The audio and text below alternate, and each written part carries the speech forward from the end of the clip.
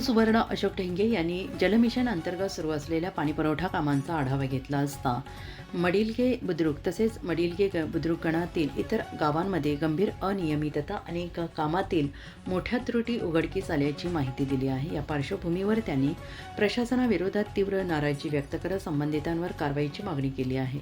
जलमिशन अंतर्गत ग्रामीण पाणीपुरवठा विभागामार्फत कामे केली जातात। 5 कोटी रुपयांपर्यंतची कामे गारगोटी पंचायत समिती कार्यालयामार्फत तर 5 कोटींपेक्षा जास्त रकमेची कामे गडहिंग्लज येथील महाराष्ट्र जीवन प्राधिकरण या शाखेमार्फत केली जातात। सदर कामे उपअभियंता प्रवीण कुमार कामत आणि श्री तोरसे यांच्या देखरेखीखाली सुरू आहेत। मडिलगे बुद्रुक येथील जलमिशन योजनेची मूळ रक्कम 6 कोटी रुपये असताना महाराष्ट्र जीवन प्राधिकरणाकडून ती वाढवून 6,50,00,000 रुपये करण्यात आल्याचं निदर्शनास आलेलं आहे। सदर योजनेसाठी 2023 मध्ये ठेकेदारास काम सुरू करण्याचा आदेश देण्यात आला। शासनाच्या अटीप्रमाणे हे काम फेब्रुवारी 2025 पर्यंत पूर्ण होणे अपेक्षित होते, मात्र 2026 सुरू होऊनही केवळ 60% काम पूर्ण झाले असून पूर्ण झालेल्या कामात मोठ्या प्रमाणात त्रुटी आढळल्या आहेत। आतापर्यंत ठेकेदारास 4 कोटींपेक्षा अधिक रक्कम अदा करण्यात आली।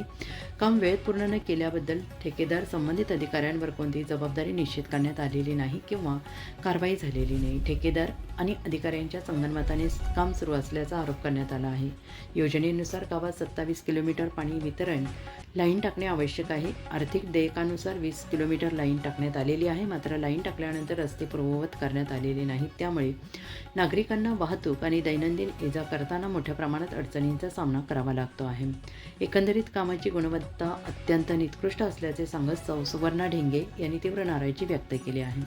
पुढील 2 महिन्यात काम पूर्ण न झाल्यास महाराष्ट्र जीवन प्राधिकरण कार्यालय आणि पंचायत समिती कार्यालयासमोर मोठ्या प्रमाणावर आंदोलन छेडण्याचा इशारा त्यांनी दिला आहे। तसेच आजपर्यंत ठेकेदारास अदा केलेल्या 4 कोटी रुपयांच्या देयकांची आणि प्रत्यक्ष कामाची सखोल चौकशी करण्याची मागणी महाराष्ट्र जीवन प्राधिकरणाच्या मुख्य अभियंता वैशाली आवटे यांच्याकडे करण्यात येणार असल्याचं त्यांनी स्पष्ट केलं आहे। कामात त्रुटी आढळल्यास संबंधित ठेकेदार आणि अधिकाऱ्यांवर कठोर कारवाई करण्याची मागणी त्यांनी केली आहे।